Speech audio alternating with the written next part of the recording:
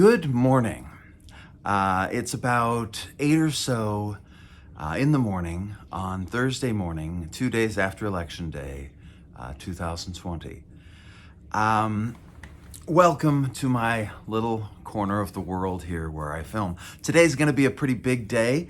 I want to talk to you a little bit, and then I'm going to sit down and read another chapter, so keep an eye on that. Probably not right away on this channel, but soon, because those things take a little time to actually process. So, hi. Before we do any opening credits or anything, I want to let you know that I was thinking about talking to you on one single topic today, and I have no notes prepared. I really have nothing. I'm going to go into this completely trusting that you will get what I'm talking about. Trust has a lot to do with talking about trust, and so that's probably why not too many people do it. Completely off topic, out of the blue, is the camera just a little, it just feels like, I don't know, like the world's at a slight tilt, which wouldn't surprise me. Anyway, that said, let's roll the credits.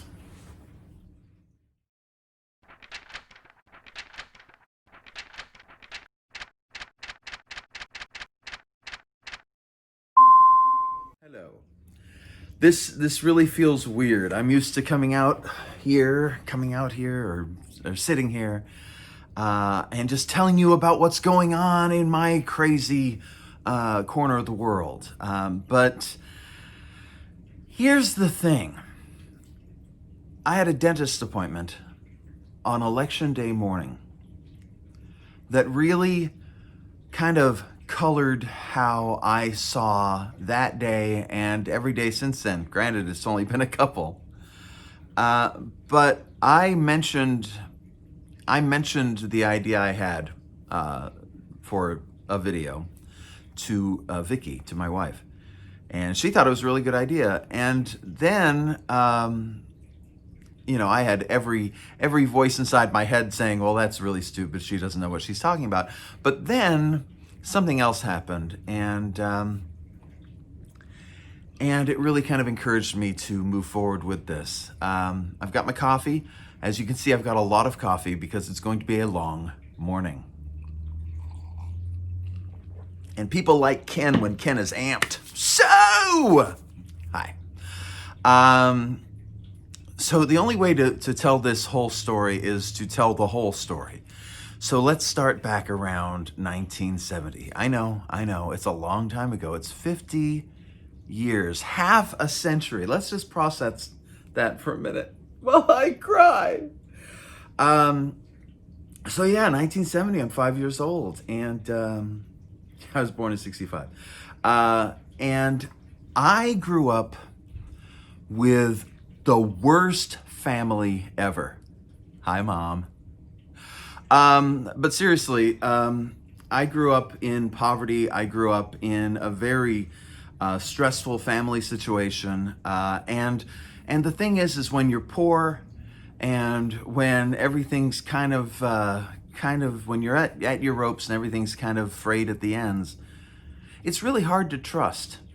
And I learned very early in my life not to trust anyone, because everyone is a threat.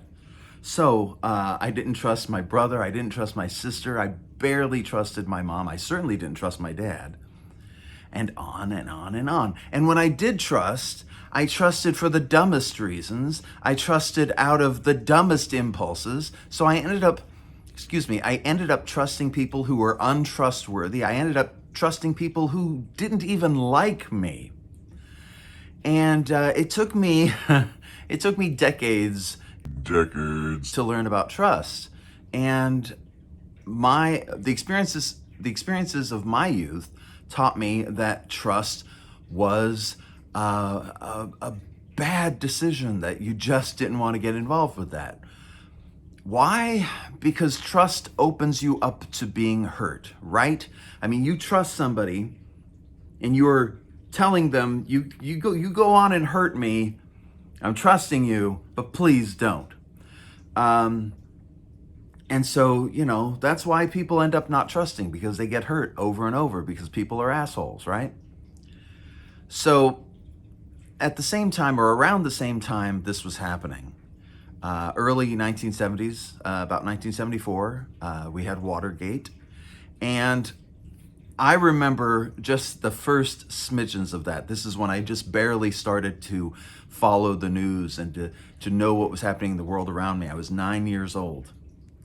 And so I don't remember much about that, but here's what I do remember. There was a group of people who said you have to trust your elders, and those were everybody older than me. And there was a group of people who were saying, don't trust these idiots, they don't know what they're doing either. And that was everybody who was younger, or not my age, not 9, but teenagers and early 20s, that kind of thing. And so that was in the early 70s. And as the years have moved on and left that behind, it's no longer that society is broken up into a group of people who tell you to trust and a group of people who tell you not to. Nobody trusts. Nobody. There's no such thing as, you tell me in the comments below, how many people do you know who tell you, you have to trust what the government is doing and, they have your best interests at heart? No, nobody does that. So, coffee.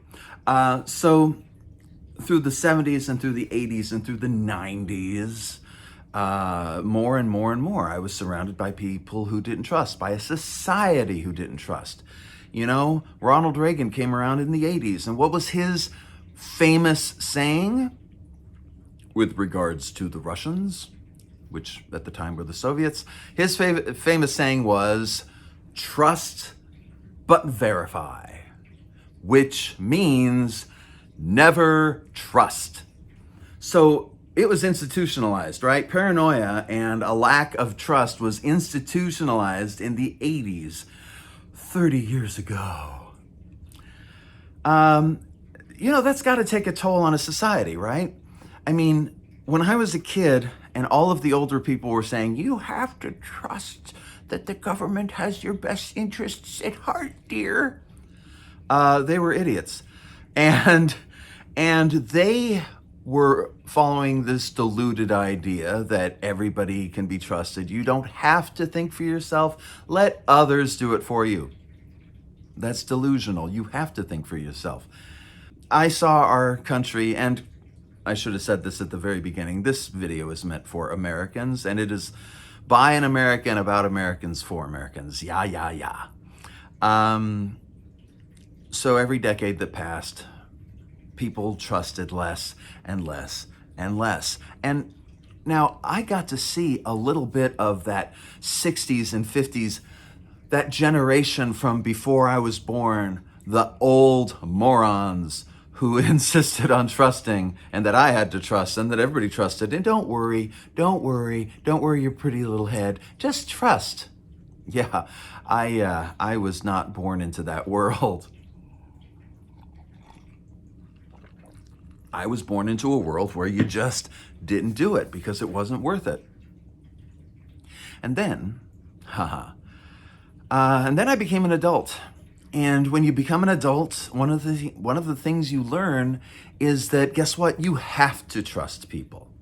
You take a job, what are you doing? You're trusting that they're not going to fuck you over, right? Pardon my, I'm trying not to swear as much, but it's me.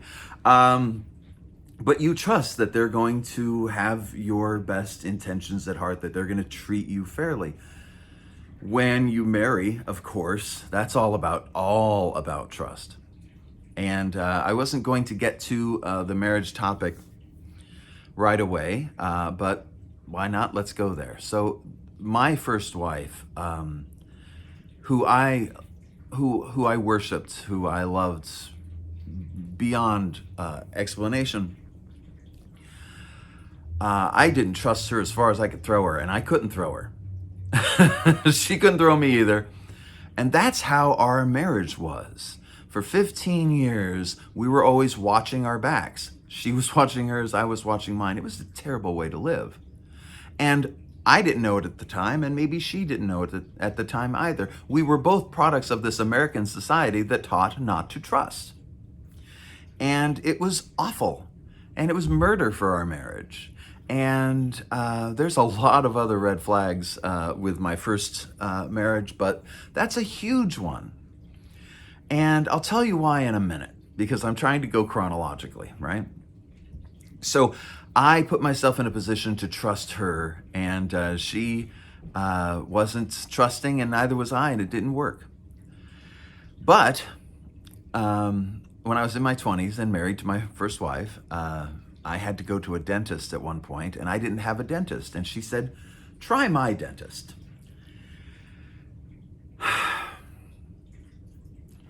You already know where this is going, right? This isn't not going to come as any surprise to you, right?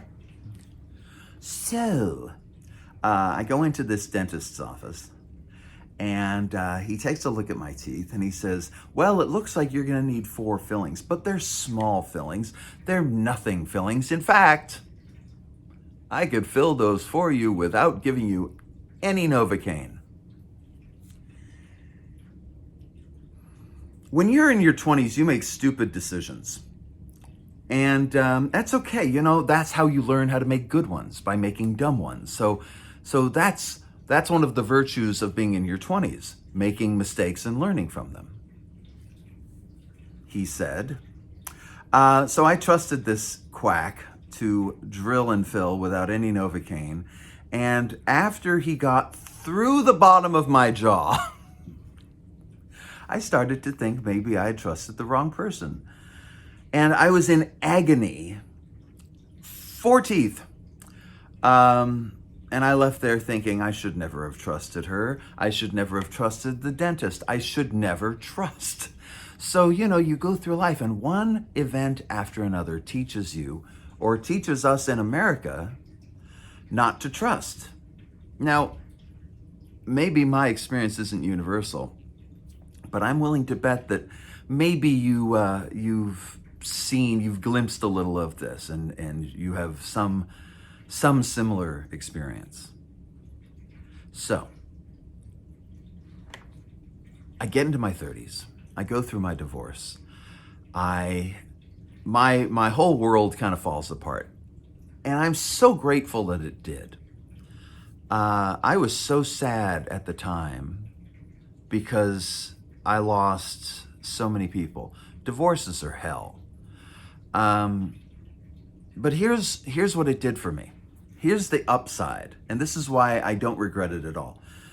What it did was I had to go through the whole process of learning how to trust people again, because I had to incorporate new people into my life. I was losing all the old people, all the old shitty people, all the people that I had trusted without any real experience trusting because I was taught not to trust. When I went through my divorce, and a couple of years after I went through my divorce, I should say, I started to kind of get this idea of how I wanted to live my life moving forward. I saw the mistakes of the past, and I wanted to rise above them, I guess. So one of the decisions I made was that I would work harder at making better decisions, and that I would monitor my decisions, and I would watch myself, and I would think critically about the things that you do during your life that you just don't think about. There's so many things we just react, and we don't think. And I kind of told myself, Ken, you've got to start thinking. You can't go through your life making rotten decisions. You got to get better. And the best decision of my life, you know what I'm going to say. You know where I'm going with this. Her name is Vicky. She has been incredibly worthy of my trust. And she trusts me, and I trust her implicitly. And it's really amazing to have this kind of marriage where we're completely open with each other. We know everything about each other. It's wonderful. And then Tuesday, I went into the dentist. And my dentist is wonderful. I have a great dentist. Her name is Ginny, and she's a woman who is younger than myself, so I always feel like the old guy in that dentist's office. But she is really amazing, and she has an incredibly light touch, and she has never steered me wrong. So I'm at the dentist to get a crown put on a tooth. And she was taking the temporary crown off, putting the permanent crown on. And she said, you know, I could probably do this without giving you any Novocaine. Okay, but here's the thing. I had known Ginny at that point, as of Tuesday. I'd known her for about 12 to 15 years, somewhere in there. She'd never done me wrong. She'd always been upfront, straight with me, just completely trustworthy. So when she asked me that, I immediately I just said, Ken, this is what you're going to have to do. And I told her about the dentist who had drilled and filled 4 teeth without Novocaine and the agony that had resulted and the lack of trust. But I said, you know what? You've never steered me wrong. You've always looked out for me. If you think we can do this without Novocaine, let's give it a shot. I decided to trust. And I trusted well. And you know, you got to take a little responsibility for your trust, right? You can't just trust shoddily. You can't just trust without anything at your back, right? You got to go into these decisions informed. You got to go into these decisions thinking. And if I was to do a whole other video about just thinking and how easy it is to go through your life without thinking, I would. But really, I think that would be even more boring than this one. So think about your decisions when you trust and actively trust. And this is what I picked up when I was at the dentist, and I realized that I don't trust enough. Because when I have trusted in the past, with the exception of recent decisions such as my beautiful wife, I've chosen very poorly. I've made really bad decisions with regards to trust. And so I think where I'm at in my life, I would benefit from my years of experience and wisdom and blah, blah, blah, blah, blah, gummy bears, whatever, that I'm going to make an active decision to trust more. I'm going to try to find people, not just people close to me, but anyone that I'm trying to invest energy into trusting more, I guess is what I'm trying to say. And the election happened. And I went into the election thinking that a president who kills 250,000 of his people would not possibly run any risk of being reelected.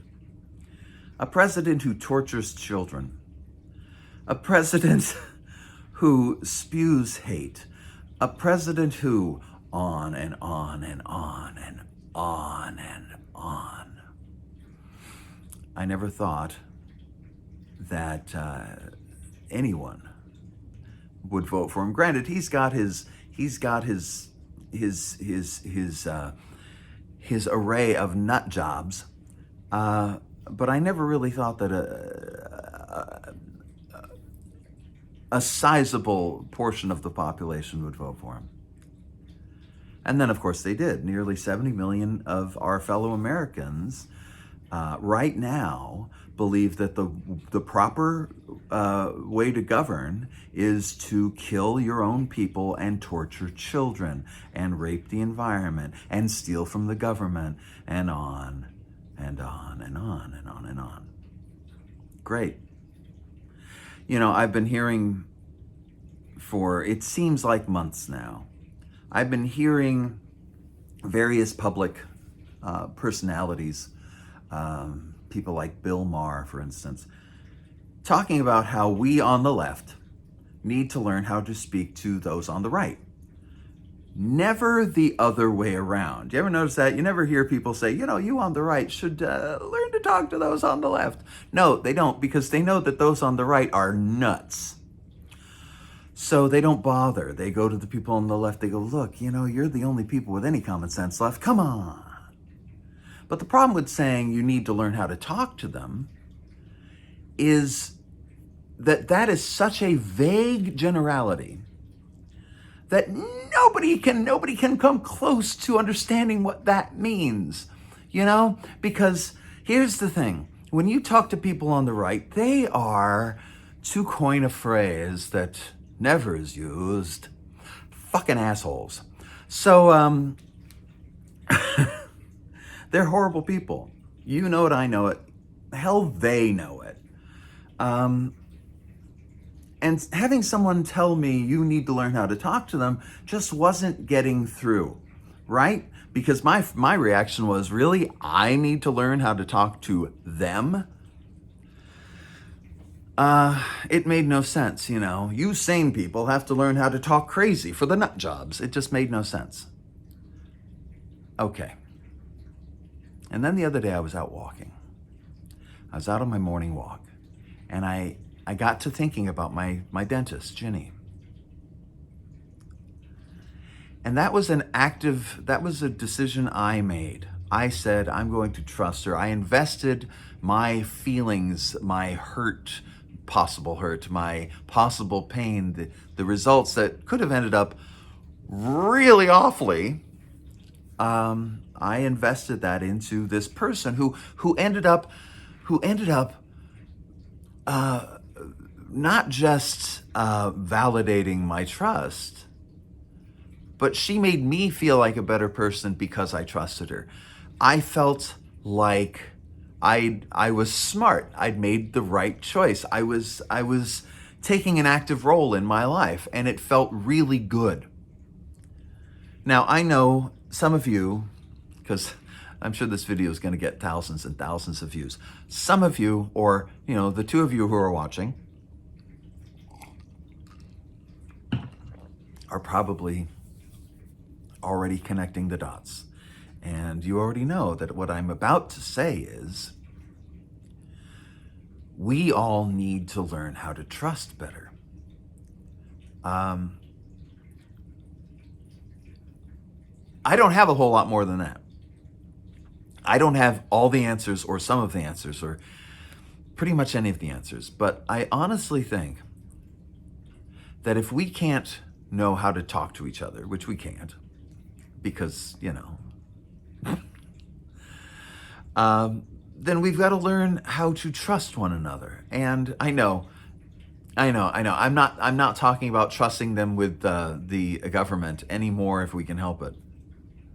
But maybe trusting that occasionally they won't come back at us like complete assholes, like complete shits, because they do it. I mean, that's the whole thing. Like, you can't talk to them without them saying, yeah, well, what about? Yeah, well, what about? You can't talk to them without them coming up with some obscure factoid that they probably made up anyway, that they're going to ram down your throat like it was a 14-foot dildo. So, it's difficult, and I get that. I can't believe that I have made it this far. We're 25 minutes in, and I have not yet completely fucked this up. But I honestly think that we have to come to a place where we can trust better. And the way we do that is by trusting more. You don't start with Trump. You don't start with Giuliani. Baby steps, okay? Baby steps. You trust that the inbred moron who doesn't understand how government works, who is yelling, stop counting the votes while Trump is behind, you will trust that maybe, when you speak to them, they'll respond like human beings. Maybe you can connect on a human level. Now, I got to tell you, it's not going to happen very often. And it's not going to be as good as you might think it will be. But this is how we work our way back. This is how we build our way back. I really firmly believe that. And as much as maybe it really shouldn't be our chore to do this. Maybe it really shouldn't be about us. But we end up being better people. When you trust, when you learn to trust better, when you get better at trusting, when your decisions get better, so your outcomes get better, you become a better person. And so by trusting the idiots who have joined this cult of orange, it's not always going to work out, I know. And I'm not always going to trust. It's going to be hard for me. So I'm not expecting everyone to suddenly, I'm not expecting this to be a Ricky Gervais movie, of which we have not seen one in a while. But I'm just saying that in your life, as I'm talking to you as a person, the less you trust, the less of the world you're experiencing, and the less of a person you are. And I know that's hard to take, but if you search your feelings, if you really think about it, you're better off trusting better. You're better off being a better individual trusting. And we're at 27 minutes and I completely goofed it right there in that sentence. This may be an ongoing conversation. This may be just this one video. I don't know. This really came out of an impulse out of me, out of my body. I haven't wanted to really talk politics and the nitty gritty of it because my heart's been broken.